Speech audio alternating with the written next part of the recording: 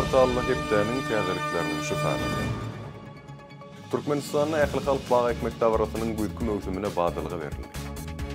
Türkmenistanyň hasyl toý bellendi. Türkmenistanyň prezidenti ministrler kabinetiniň nowatdaky mejlisini geçirdi. Türkmenistanyň prezidenti owa hojalyk toplumynyň meseleleri boýunça iş maslahatyny geçirdi we beýlik habarlar.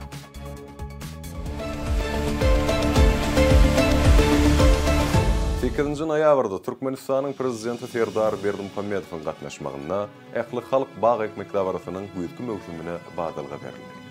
Türkmenistanyň prezidenti Aşgabat şäheriniň Günorta Künjeginde 12 ýyllyk türkmen arçasyna oturtdy. Bu bolsa ýurdun kemişelik bir taraplygynyň dünýä jemgyýetçiligi tarapyndan ikrar edilen güni bilen gabat gelýär. Tutuş Türkmenistan boýunça geçirilen ähli halk baga ekmek dawratynyň dowamyna 444.464 büýük bag nakal edildi.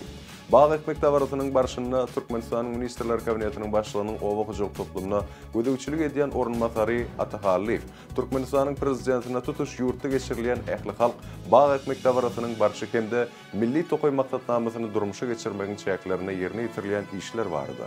Ministrler kabinetiniň başlygynyň Aşgabat şäherine gödäwçilik edýän ornmasary Anna Mehmedow bolsa paýtagyt şäheri awadanlaşdyrmak we baga wasallyga öwürmek boýunça alınıp barlayan işler barada hasabat berdiler. Şol gün Türkmenistanyň ähli künjeklerini bolşýaly Arkada şäherinde hem ähli halk baga ekmek dawratynyň güýdki möwsümine badylga berildi. Türkmen halkynyň milli lideriniň gatnaşmagyna geçirilen çäre aýdym saatlar bilen goşdy. Galkanyş milli aty sünnäki oýullar toparynyň gatnaşmagyna edel saatly kompozisiýa ýaýbanlandy. Türkmen halkynyň milli lideri synogy saatlar bilen söhbetdeş bolup halkyň milli ruhyny şöhlendirýän aýdymlar döretmekde, olara degişli maslahatlaryny berdi.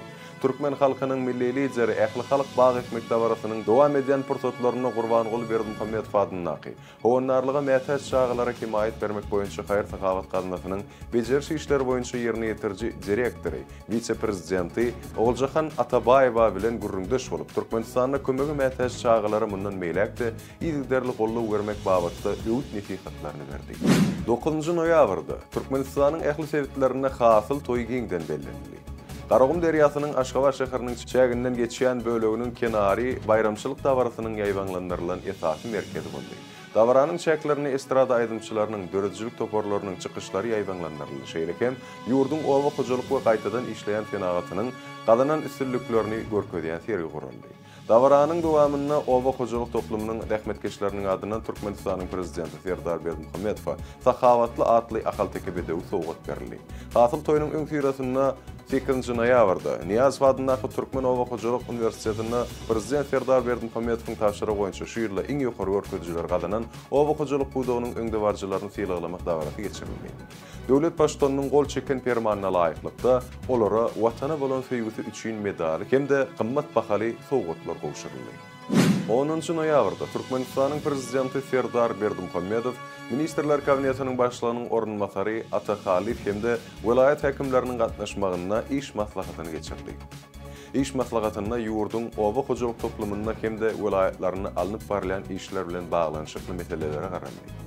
Vilayetlaryň häkimleri dowam edýän möwsümligiň owa hojalyk işleri barada hasabatlar berdiler. Daşoğlu vilayetinin häkimi vilayetin babaday hallarynyň şaly hasylyny tapşyrmak boýunça şertnamalaryň borçnamalaryny üstünlikli berjay edenlikleri baradaky hoş habar ýetirdi. Döwlet başlygy vilayetin şalyçy babaday hallaryny gadanan rahmet ýeňişleri bilen gutlady. Türkmenistanyň prezidenti hasabatlary diňläp, iş maslahatynyň ahyrynda ministrler kabinetiniň başlygynyň ornmasary Atahalliw hemde vilayetlaryň häkimlerine degişli tapşyryklary berdi. Türkmenistanyň prezidenti Serdar Berdimuhammedow Aşgabatda sapar bilen gelen Aziýanyň Ötüş Bankynyň prezidenti Masat Kandany kabul etdi.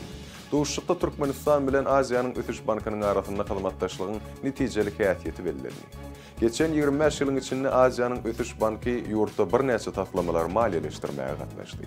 Şol taslamalar dürli ugurlar, şol sany elektroenergetika, üçünçilik we demir ýol ulgamlaryny öz içine alyp, ýurdun durmuş ykdysady ösüşi üçin aýratyn ähmiýete eýe boldy.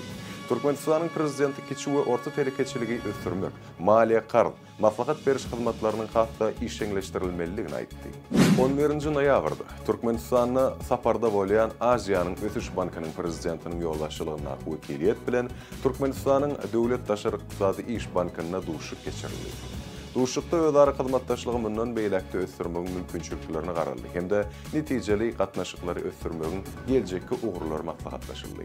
Duşugyň ahyryna Aşgabat şäherinde Lukmançylyk orta okuw mektebiniň guruluşyny maliýeleşdirmek üçin Türkmenistan bilen Aziýanyň Ötüş Bankynyň arasynda alaşygy hemde Türkmenistanyň Saglyk goraýyş we derman fenaгаty ministrligi bilen Aziýanyň Ötüş Bankynyň arasynda texniki kömek babatda hyzmatdaşlyk hakynda resminama gol çekildi. Türkmenistanyň mejlisiniň wekilleri Özbegistan Respublikasynyň Daşkent şäherinde geçirilen Merkezi Aziýa ýurtlarynyň denan ýolbaşçylarynyň dialogynyň mejlisine gatnaşdylar. Bu halkara çäräniň maksady sewitleýin hyzmatdaşlygy ösdürmek, jemgyýetçilik syýasy we ykdysady durmuşa denanlaryň gatnaşmagyny giňeltmek, şeýlekem gender deňligini pogtalandyrmakdan ibaret boldy. Mejlise gatnaşyjylar sewitiň ýurtlaryna denanlaryň hukuklaryny we mümkinçiliklerini giňeltmek, olaryň döwlet hemde jemgyýetçilik durmuşynyň ornuny berkitmek babatyny alınıp barlayan netijeli işlerin ähmiýetini bellediler. Maslahatyň jemleri boýunça jemleýici resminama kabul edildi. 12-14 noýabrda Aşgabatda Turkmentel 2025 adly 18-nji halkara sergi we alma maslahat hemde halkara ulug istaşyr geçirgileri öýdary ara baglanyşyk we ötüş 2025 adly halkara maslahat we sergi geçirildi.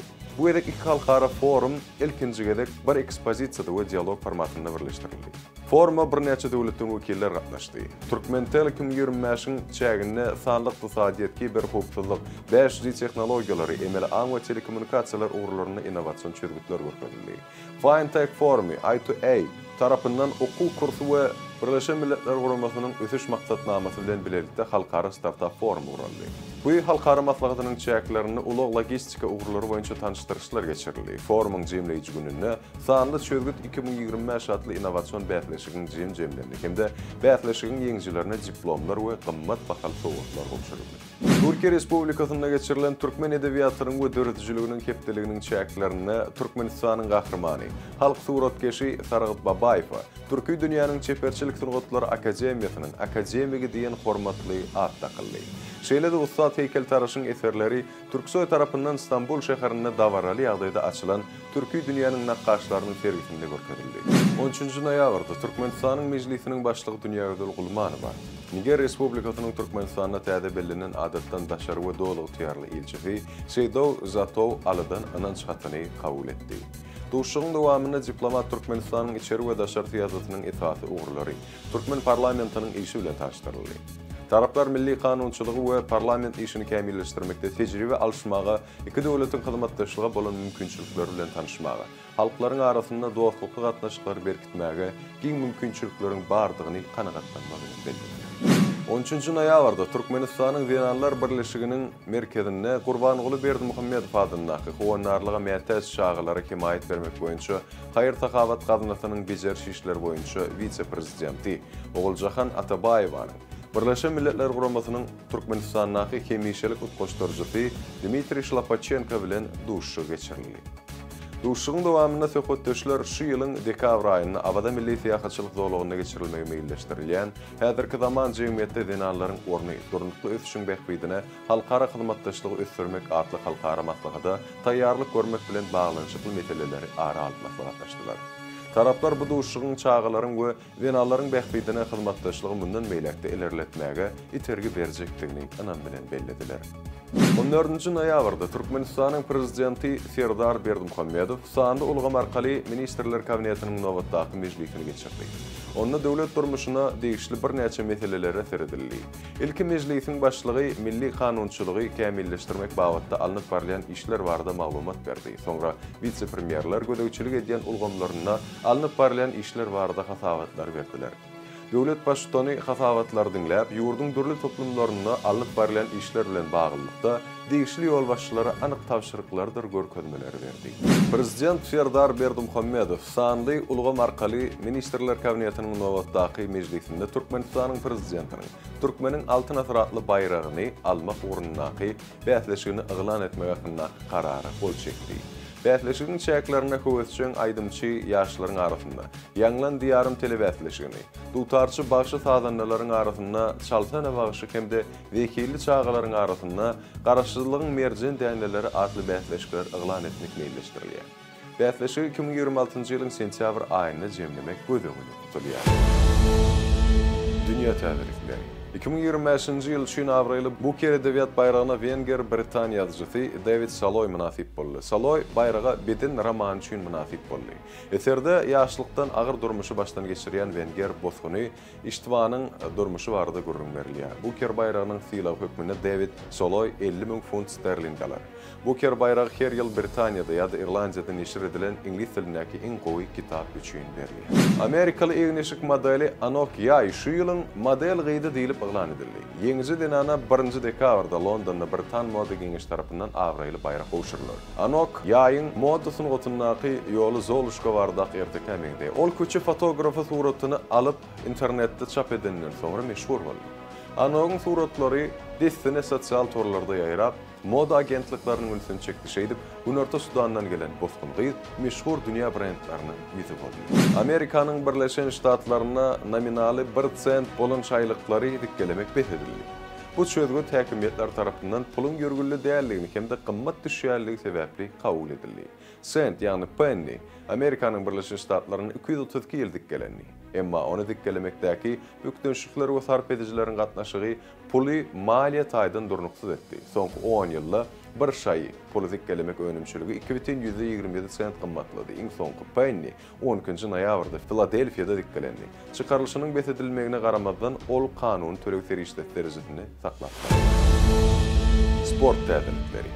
Türkmenistanyň denarlar ýaşlar ýygynnysy Merkezi Aziýanyň futbol assosiasiýasynyň çempionatyna gatnaşar diýip bu romanyň medbuat gullugy habar berdi. Ýarış 22-nji 29-njy noýabr aralygynda Özbegistanyň paýtagtynda geçiriler. Türkmen ýygynlysynyň garşydaşlary Täjikistanyň 20-nji noýabrda, Kyrgyzstanyň 23-nji noýabrda, Özbegistanyň 25-nji noýabrda we Iranyň 27-nji noýabrda ýygynlylary bilen bolar. Kyrgyzstanyň Premier Ligasynyň 26-njy tapgaryna geçirilen duşlukda Ozgen futbol kluby öz meýdançasynda Bişkek City toporundan 2-1 hasaba bilen utuldy. Yerli toporun tek golunu Türkmenistanyň ýygynlysynyň hüjümçisi Mikhail Titov geçirdi. 28 ýaşly hüjümçi üçin bu gol häzirki mövsümiň ähli ýarşylarynda onuň 10-njy golu boldy. Kyrgyzstanyň çempionatyna Titov 24 duşlukda 8 gol geçirdi. Şolaryň diňe 13-sini esasy düzümde meýdança çykdy. Öňkü tapgarda Titov Gargad altyn toporunyň gerwedesine hat-trick geçirip duşlugyň iň gowy oýunçysy diýilip elan edildi. Titov Ozgen klubyna 2025-nji ýylyň fevralyna geçdi we onuň şertnamasy 31-nji dekabra çenli dowam edýär. Transfermarkt portalynyň maglumatlaryna görä, türkmen hüjümçisynyň transfer bahaty 100.000 euro möçberinde bahalanýar.